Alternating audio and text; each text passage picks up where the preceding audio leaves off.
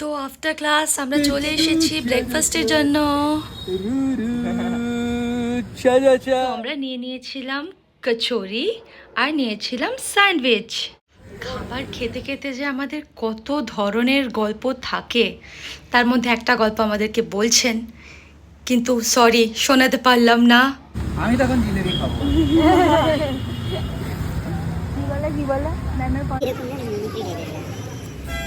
কারণ আমার সর্ষের তেলের ঝাঁঝটা ভালো লাগে না সাদা সর্ষের তেলটা আলাদা একটা মজা আছে। কাশ্মীরিটা নিয়ে নেবো রোজ চাই কি পেন গ্রুপ করে একটা আমার সাথে ডু ইউ ওয়ান্ট সাম ওইটা কি বলে কচু কচু কচু এক্সপ্রেশনগুলো শুধু দেখো খাবার। সব শেষে চা। চিয়ার্স।